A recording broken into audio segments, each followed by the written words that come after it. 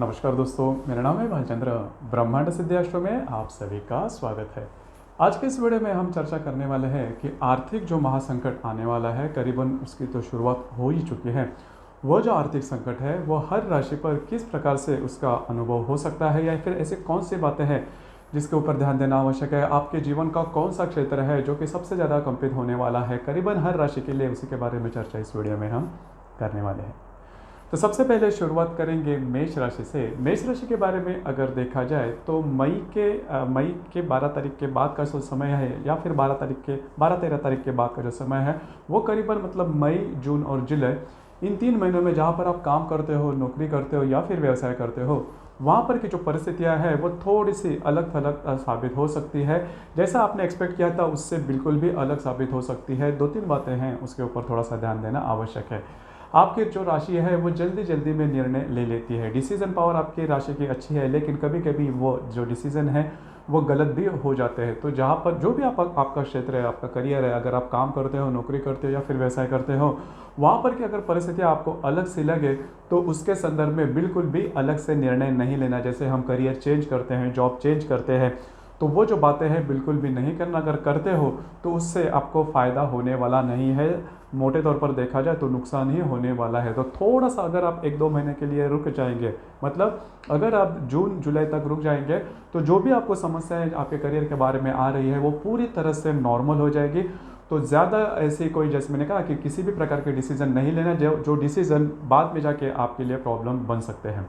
इसके बाद अक्टूबर और नवंबर, यह जो कालावधि है, इस कालावधि में थोड़ा सा आपके सेहत के बारे में ध्यान देना आवश्यक है। सेहत की जो समस्याएं हैं वो ज़्यादा बढ़ सकती है। फ्रस्ट्रेशन थोड़ा आ सकता है। अगर आपने किसी से लोन लिया है और वो लोन का अगर डिफ़ॉल्ट हुआ है, मतलब अगर आपने उसके हफ्ते पे नहीं किए, तो उसके बारे में भी छोटे मोटे प्रॉब्लम या कॉम्प्लिकेशंस वगैरह आ सकते हैं, जो कि आपके लिए, आपकी जो मानसिकता है उसके लिए थोड़ा प्रॉब्लम हो सकती है। तो इन सभी चीज़ों पर ध्यान देना आवश्यक है। लेकिन मोटे तौर पर अगर देखा जाए तो आपके लिए जो भी प्रॉब्लम आ जाएगा वो प्रॉब्लमेटिक नहीं होगा, क्योंकि गुरु आपका अच्छा चल रहा है। तो ये 2-3 बातें हैं, ध्यान रखना ज़्यादा आवश्यक है। इसके बाद हम चर्चा करेंगे वृषभ राशि के बारे में। वृषभ राशि के बारे में अगर देखा जाए तो आपकी जो राशि है वो बहुत सोच समझ कर आगे बढ़ने वाली है। इंडेक्स जो थिंकिंग है वो बहुत अच्छी होती है आपके राशि के लिए। तो 2-3 बातें उसके ऊपर थोड़ा सा ध्यान दीजिए। मई के बाद अगर आपके मन में किसी भी प्रकार के बड़े प्लान हो, मतलब बड़ी अगर सोच हो जिसकी वजह से आपका जो करियर है वो पूरा चेंज हो सकता है, या फिर करियर में कोई बदलाव लाना है, तो मई के बाद आपके दिमाग में इसके संदर्भ में कुछ बातें आ सकती है, लेकिन उसके ऊपर अमल बिल्कुल भी नहीं करना। अगर अमल करते हो तो आपका टाइम भी वेस्ट हो जाएगा, टाइम है वो भी खराब हो जाएगा, आपके पैसे हैं वो भी खराब हो जाएंगे। तो उसके ऊपर थोड़ा सा ध्यान देना आवश्यक है। करीबन अक्टूबर नवंबर का जो कालावधि है उसमें आपके जो वैवाहिक जोड़ीदार है उनके साथ छोटी मोटी बातों को लेकर तकरार वगैरह हो सकती है। और अगस्त और सितंबर, यह जो महीना है, मतलब अगस्त का करीबन 15-20 तारीख से लेकर सितंबर के 15-20 तारीख तक का जो कालावधि है, उसमें पैसे के मामले में बड़े निर्णय नहीं लेना, पैसे के लेन देन बड़े नहीं करना, इन्वेस्टमेंट भी नहीं करना। अगर करते हो तो चूकने की संभावना बहुत ज़्यादा है, तो ध्यान रखना काफ़ी ज़्यादा आवश्यक है।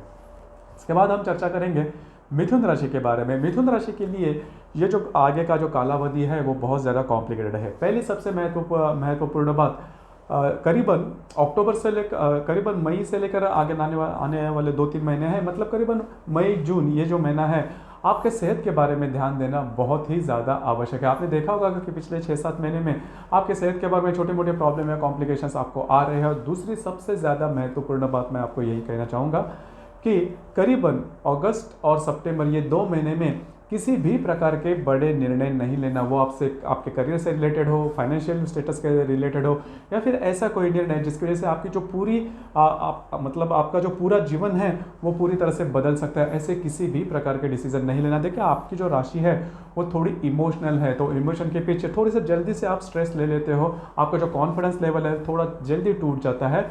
तो अगर ऐसी कोई बात होती है, अगर ऐसी कोई कंडीशंस आती है, तो बिल्कुल भी डिसीजन नहीं लेना, क्योंकि आगे जाके आपको समझ में आ जाएगा जो भी आपने डिसीजन लिए हैं वो चूकते हुए नजर आएंगे। क्योंकि आपके राशि से राहु का भ्रमण है, तो राहु बुद्धि भ्रमित करता है। तो ये बातें ध्यान रखना बहुत ही ज़्यादा आवश्यक है। दूसरी ज़्यादा महत्वपूर्ण बात, करीबन अक्टूबर नवंबर के महीने में सेहत के बारे में छोटे मोटे प्रॉब्लम या कॉम्प्लिकेशन आ सकते हैं, या फिर जो पैसे के मामले, जो भी पैसे आपको मिलने वाले हैं जिसे हम कहते हैं कि कई बार हम काम करते हैं और उसके बारे में सोच लेते हैं कि इतने पैसे हमें मिल जाएंगे या फिर इतना लाभ हमें मिल जाएगा, तो वैसी बात होने की संभावना थोड़ी कम दिखाई देती है। तो आपकी राशि के लिए चौकन्ना रहना बहुत ही ज़्यादा आवश्यक है। इसके बाद हम चर्चा करेंगे कर्क राशि के बारे में। तो कर्क राशि के बारे में अगर देखा जाए तो आपके लिए बहुत प्रॉब्लमेटिक जो पीरियड वगैरह बोलते हैं ऐसा बिल्कुल भी नहीं है, तो ज़्यादा इसके बारे में कुछ सोचने की ज़रूरत नहीं है। और आपकी जो राशि है काफ़ी समझदार है, मतलब पैसे कहाँ पर खर्चे करने हैं, कैसे खर्चे करने हैं और कहाँ पर इन्वेस्टमेंट करना है, उसके बारे में आपके सोच विचार काफ़ी अच्छे होते हैं। लेकिन 2-3 बातें उसके ऊपर थोड़ा सा ध्यान दीजिए। अगस्त और सितंबर का जो महीना है उसमें किसी भी प्रकार के इन्वेस्टमेंट वगैरह नहीं करना। अगर इन्वेस्टमेंट करते हो तो चूकने की संभावना ज़्यादा है। और दूसरी ज़्यादा महत्वपूर्ण बात, सेहत के ऊपर ध्यान देना। इन्हीं महीनों में सेहत के बारे में भी छोटे मोटे प्रॉब्लम या कॉम्प्लिकेशन उभर कर सामने आ सकते हैं। दूसरी ज़्यादा महत्वपूर्ण बात, मई जून में आपके जो वैवाहिक जोड़ीदार होंगे उनके साथ छोटी मोटी बातों को लेकर तकरार हो सकते हैं। हालांकि ये जो बातें हैं बहुत बड़ी नहीं है, लेकिन ध्यान रखना ज़्यादा आवश्यक है। दूसरी ज़्यादा महत्वपूर्ण बात, करीबन अक्टूबर नवंबर के महीने में जहाँ पर आप काम करते हो, नौकरी करते हो या फिर व्यवसाय करते हो, वहाँ पर के जो आपके सहकर्मी होंगे उनसे अनबन वगैरह हो सकती है। ये भी बहुत बड़ी बात नहीं होगी, लेकिन थोड़ा उसके ऊपर ध्यान रखना आवश्यक है। इसके बाद की जो राशि है वो है सिंह राशि। सिंह राशि के बारे में अगर देखा जाए तो पहली सबसे महत्वपूर्ण बात, आपको मई और जून में ही ये बात अनुभव हो सकती है, जहाँ पर आप काम करते हो, नौकरी करते हो या फिर व्यवसाय करते हो, वहाँ पर के जो लोग होंगे उनके साथ छोटी मोटी बातों को लेकर तकरार हो सकती है, या फिर जिसे हम ऑफिस पॉलिटिक्स वगैरह बोलते हैं वो बात आपके सामने आ सकती है, या फिर उसके संदर्भ में अनुभव आपको आ सकते हैं। तो ध्यान रखना आवश्यक है। थोड़ा बहुत सेहत के बारे में भी छोटे मोटे प्रॉब्लम वगैरह उभर कर सामने आ सकते हैं। दूसरी ज़्यादा महत्वपूर्ण बात, करीबन अक्टूबर और नवंबर के महीने में किसी भी प्रकार के बड़े डिसीजन नहीं लेना। देखिए, आपकी जो राशि है वो बड़ी सोच रखने वाली राशि है, और जब भी आप कोई बड़ा सोचते हो तो उसके पीछे कुछ प्लानिंग्स वगैरह होते हैं, कुछ विजन होते हैं। लेकिन ये जो मैं कह रहा हूँ, मतलब अक्टूबर और नवंबर के महीने में अगर आप ऐसी कोई बात कर लेते हो मन में या फिर इसके पीछे पड़ जाते हो, तो 2-3 बातें हैं। वो जो बात है वो पूरे होने में थोड़ा समय ले लेगी, या फिर आगे जाके आपको लगेगा कि जो भी आपने डिसीजन लिया है वो थोड़ा चूकता हुआ नज़र आ रहा है। तो इस बात के ऊपर ध्यान रखना आवश्यक है। लेकिन मोटे तौर पर अगर देखा जाए तो आपके लिए जो समय अभी चलेगा वो इतना बुरा भी नहीं है, लेकिन फिर भी थोड़ा सा ध्यान रखना आवश्यक है कि आपकी जो राशि है थोड़ी, जैसे मैंने शुरुआत में कहा, बड़ी सोच रखने वाली राशि है। इसके बाद हम चर्चा करेंगे कन्या राशि के बारे में। कन्या राशि के बारे में अगर देखा जाए तो आपके लिए, अगर आप शेयर मार्केट से डील करते हो या फिर ऐसे किसी संस्था से जहाँ पर लक ज़्यादा महत्वपूर्ण होता है, तो मई के बाद के जो 1-2 महीने हैं बिल्कुल भी बड़े ट्रेड नहीं करना। करते हो तो फंसने की संभावना पूरी की पूरी बनती है, या फिर इसके पहले आपने इसमें अगर इन्वेस्टमेंट किया है तो उसके बारे में भी कुछ नेगेटिव एस्पेक्ट्स आपको सामने उभर कर आ सकते हैं। तो ध्यान रखना बहुत ही ज़्यादा आवश्यक है। और एक मैं बात कहना चाहूँगा, अगर आप किसी के प्रेम में हैं तो भी आपको कुछ अलग से अनुभव आ सकते हैं जो कि नेगेटिव साबित हो सकते हैं। उसी प्रकार अगस्त और सितंबर, यह 2 महीने हैं। इस महीने में भी जहाँ पर आप काम करते हो, नौकरी करते हो या फिर व्यवसाय करते हो, वहाँ पर ऐसे कोई अनुभव आ सकते हैं जिसकी वजह से आपको लग सकता है आपका करियर आप चेंज करेंगे, या फिर वहाँ जहाँ पर आप काम करते हो, नौकरी करते हो या फिर व्यवसाय करते हो, वहाँ पर कुछ अलग सी बातें हो रही है जो कि डिस्ट्रक्टिव हो सकती है, आपके लिए नेगेटिव हो सकती है। और आपकी जो राशि है बहुत ही जल्दी स्ट्रेस ले लेती है, छोटी छोटी बातों को लेकर बहुत ज़्यादा पॉजिटिव हो जाते हो, बहुत ज़्यादा सोचते हो, लेकिन सोचना नहीं। और सबसे महत्वपूर्ण बात, डिसीजन नहीं लेना। हालांकि आपकी जो राशि है डिसीजन लेने में थोड़ी कम है, लेकिन कभी कभी थोड़ा स्ट्रेस आने से आप जल्दी से डिसीजन ले लेते हो, तो वो बिल्कुल भी नहीं करना है। इसके बाद हम चर्चा करेंगे तुला राशि के बारे में। तुला राशि के बारे में अगर देखा जाए तो मई और जून में आपके घर में छोटे मोटे स्ट्रेस या टेंशन वगैरह उभर कर सामने आ सकते हैं, तो ध्यान रखना बहुत ज़्यादा आवश्यक है। दूसरी ज़्यादा महत्वपूर्ण बात, करीबन अक्टूबर और नवंबर के महीने में आपके जो वैवाहिक जोड़ीदार होंगे उनके साथ छोटी मोटी बातों को लेकर तकरार वगैरह हो सकती है, और जहाँ पर आप काम करते हो, नौकरी करते हो या फिर व्यवसाय करते हो, वहाँ पर के जो लोग हैं उनके साथ अनबन हो सकती है, अनबन ज़्यादा बढ़ भी सकती है। तो आपकी जो राशि वो काफ़ी मैच्योर्ड है और वही मैच्योरिटी आपको दिखानी होगी, तो ध्यान रखना। और बैलेंस भी है आपकी राशि, तो ध्यान रखना ज़्यादा आवश्यक है। दूसरी ज़्यादा महत्वपूर्ण बात, करीबन अगस्त और सितंबर के महीने में किसी भी प्रकार के बड़े डिसीजन नहीं लेना। हालांकि आपकी जो राशि है बौद्धिक स्तर में भी काफ़ी अच्छे, काफ़ी इनडेप्थ सोचने वाली आपकी राशि है, लेकिन कभी कभी सोच थोड़ी सी मतलब अलग तरीके से भी वो टर्न ले लेती है, तो थोड़ा सा ध्यान रखिए, क्योंकि अगस्त और सितंबर में आपके जो निर्णय हैं वो चूकने की संभावना थोड़ी ज़्यादा लग रही है। इसके बाद हम चर्चा करेंगे वृश्चिक राशि के बारे में। वृश्चिक राशि के बारे में अगर देखा जाए, पहले सबसे महत्वपूर्ण बात, करीबन मई जून ये 2 महीने में किसी भी प्रकार के बड़े निर्णय नहीं लेना। और आपकी राशि का नेगेटिव पॉइंट यही होता है कि आप जो भी निर्णय लेते हो वो किसी के साथ डिस्कस नहीं करते, किसी के साथ किसी की सलाह आप नहीं लेते, खुद ही आप आपके मन में उसके बारे में सोचते हो और इम्प्लीमेंट भी कर लेते हो। और आगे जाके पता चलता है कभी कभी कि आपका जो निर्णय है वो चूक गया है, तो उसकी वजह से अभी जो निर्णय लेंगे वो इतने सही साबित नहीं होंगे। तो ध्यान रखना बहुत ज़्यादा आवश्यक है। और दूसरी महत्वपूर्ण बात, करीबन अगस्त और सितंबर के महीने में अगर आप इजी मनी के पीछे हो तो ध्यान रखना किसी भी प्रकार के बड़े इन्वेस्टमेंट नहीं करना। उसी प्रकार करीबन अक्टूबर और नवंबर के दरमियान जहाँ पर आप काम करते हो, नौकरी करते हो या फिर व्यवसाय करते हो, वहाँ पर के जो लोग होंगे उनसे आपको कुछ अलग से अनुभव आ सकते हैं। अगर आप शेयर मार्केट से डील करते हो उन दिनों में तो भी बड़े ट्रेड नहीं करना, फंस सकते हो, चूक सकते हो, बड़ा घाटा आपका हो सकता है। तो यह जो सभी बातें थोड़ा सा ध्यान रखना ज़्यादा आवश्यक है। उसी प्रकार अगस्त और सितंबर के महीने में करीबन अगस्त और सितंबर के महीने में यदि आप किसी व्याधि से पीड़ित हो तो वो जो व्याधि है वो थोड़ा सी उभर कर ज़्यादा सामने आ सकती है। अगर आप एलर्जिक हो तो भी ये बात है, उभर कर सामने आ सकती है, तो ध्यान रखना ज़्यादा आवश्यक है। इसके बाद हम चर्चा करेंगे धनु राशि के बारे में। धनु राशि के बारे में अगर देखा जाए तो मई और जून का जो महीना है, आपकी जो स्पेंडिंग होगी, आपके जो खर्चे होंगे उसके ऊपर थोड़ा सा ध्यान रखना ज़्यादा आवश्यक है। उसी प्रकार करीबन अक्टूबर नवंबर का जो महीना है उसमें सेहत के बारे में थोड़ा सा ध्यान रखना ज़्यादा आवश्यक है। सबसे महत्वपूर्ण बात, अगर आप शेयर मार्केट से डील करते हो तो बिल्कुल भी ट्रेड नहीं करना, आपको ज़्यादा मोटे तौर पर घाटा वगैरह आ सकता है। और तीसरी जो सबसे महत्वपूर्ण बात, करीबन अगस्त और सितंबर के महीने में आपके जो वैवाहिक जोड़ीदार होंगे उनके साथ छोटी मोटी बातों को लेकर अनबन हो सकती है, या उनके द्वारा आपको ऐसी फील हो सकती है कुछ चीटिंग हो रही है, कुछ आपसे कुछ छुपाया जा रहा है, या फिर आपके बारे में कुछ षड्यंत्र रचाया जा रहा है, कॉन्स्पिरेसी हो रही है। तो ऐसी बातें आपको समझ में आ सकती है, तो चौकन्ना रहना थोड़ा ज़्यादा आवश्यक है। हालांकि वो षड्यंत्र या फिर कॉन्स्पिरेसी से नहीं होगी, लेकिन आपकी जो सोच होगी वो करीबन उस प्रकार की हो सकती है।